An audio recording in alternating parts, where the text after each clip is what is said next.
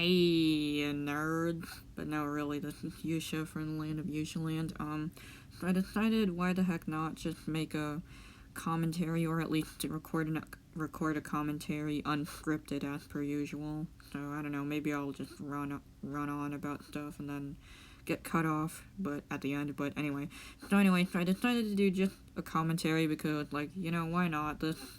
This particular drawing is like more of a full illustration, kind of like the first day I did, but it's more full of more full of an illustration than per se like the other Inktober drawings I've done thus far.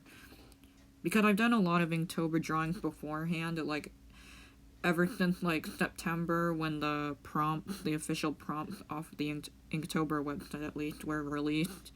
I started doing them. I started planning them out then, but I know that's not really like the quote-unquote true spirit of Inktober, or at least what's traditionally seen as the quote true spirit, as in like doing traditional drawings daily each day of Inktober during Inktober, but still.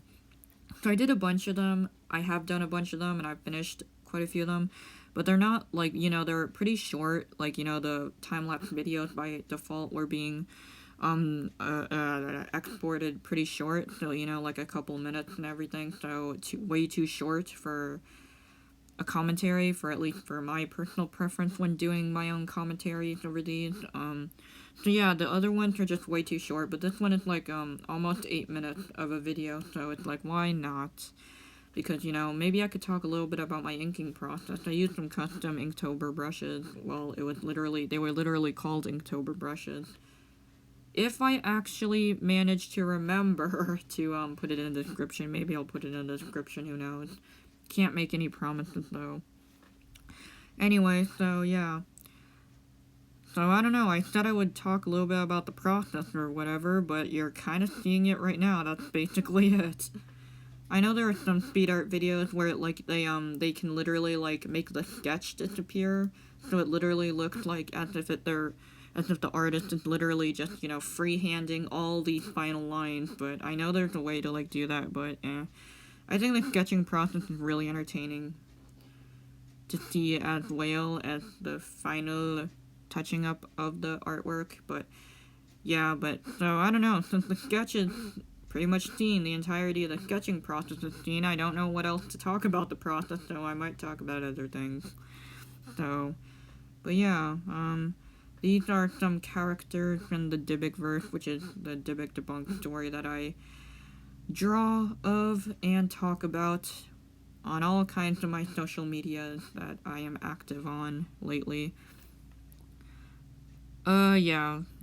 I always want to talk about it, like, in detail, but I feel like, yeah, I can't because, spoilers and, the notion of, people out there who would want to take my ideas and hopefully this doesn't sound like a boastful or arrogant, but I am actually pretty proud of how the story's turning out, so I'm already kind of really apprehensive, as I should be, about my art getting stolen, the prospect of, or the, not prospect, that's not a good word for it, the notion of my art getting stolen, so, and like I've said many times, being as of right now, a pretty unknown artist on the internet, it's, like, really scary because, unlike big artists like Sakimi-chan and other amazing artists out there who understandably have a great following, it's easy for them to, like, have art theft detected to them because they have that many fans, that many fans who are willing to, like,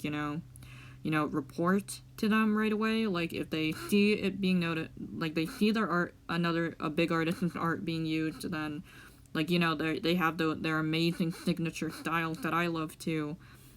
But, you could, like, look at a Sakimi-chan artwork and be like, yes, this is Sakimi-chan's artwork. And, with a lot of devoted fans, they would immediately go to report it to them, like, almost right when it happens. So, like, art thieves that attempt to, like, take their art, the big artist's art, oh, my essence, anyway. Then they would, like, then having a lot of fans would then make it a bit less stressful, at least compared to the situation I find myself in, because they can report the art theft right away, so, like, these, wannabe art thieves and stuff would, like, would be easily caught, or like not even be able to like go a day without it being detected, you know, that kind of thing. So being an unknown artist is really scary because at the notion that maybe, for all I know, maybe my artwork has in fact been stolen many times and I've just never heard of it.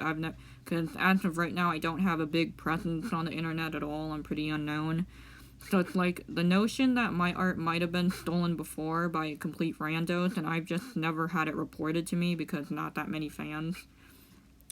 You know, that kind of thing. So yeah, I am pretty apprehensive. That's why these days I've made sure to go, even on my work in progress sketches, and stuff that I post, I'm like going watermarks galore, signature and watermarks galore these days because of that kind of fear once I noticed that. You know, maybe I've been the victim of art theft many times and I've just been oblivious to it, not because I don't check messages and everything, or I don't pay attention to that kind of the social part of the social media notification stuff, but because they've just never come forward to me because I'm pretty unestablished online as of right now, at least. Who knows if that'll change in the future, but still. So yeah, wow, I feel like I didn't talk much at all about what I would have wished to be relevant about this artwork. Other than sharks are cool, that's why I added in a shark. And it's kind of more of a doofy illustration, as you can kind of tell, because, you know, poor Parker boy. Oh yeah, and the characters are Hickory Pierce Dudley on the bottom right. Bottom left is Hugh Williams, or Billy, I guess, because that's such a usual nickname for Williams people. And the afraid-looking guy to the left is Tucker Knuckle Gordon Pimtucket, or Knuckles. And I'm sorry, sometimes I really love some of these characters' names that I've given some of them. And the kid about to have the steak or his entire arm bitten off by a shark is Richard Baca. And some two unknown secret characters in the background.